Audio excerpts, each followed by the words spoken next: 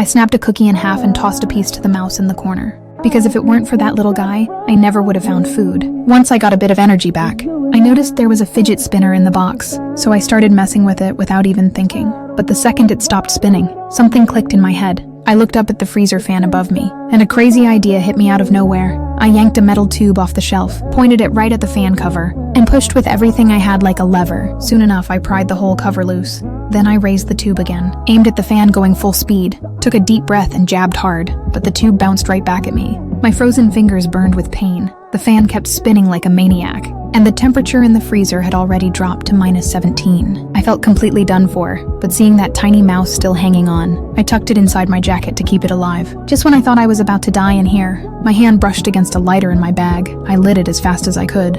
It was just a tiny flame, but it gave me hope in an instant. Then I pulled out my college acceptance letter and set it on fire without hesitation. The big flame warmed me up right away. The freezer temperature started climbing too, but the thick smoke made me cough like crazy. Then it hit me. If I kept this up, I'd choke to death in minutes. So I smothered the fire with a piece of cardboard. Even though it hurt to do it, the moment the flame went out, the freezing cold slammed into me again. But a second later, I spotted something in the ashes that could actually save me. A picture of an igloo sparked an idea. I forced myself back onto my feet and started stacking anything I could find in the freezer. After working nonstop, I managed to build a tiny homemade igloo. It wasn't airtight, but at least it blocked some of the freezing wind. Then I curled up inside that tight little space, kept flicking the lighter hoping that tiny flame would get me through until rescue came. But after just 2 minutes, the lighter ran out of fuel. I couldn't hold on anymore, and I blacked out. When I came to again, the little mouse was lying on the ground, not moving at all. I tried to crawl toward it, but a sharp pain shot through my arm. That's when I realized my skin had frozen onto the cardboard. I had to rip my arm free.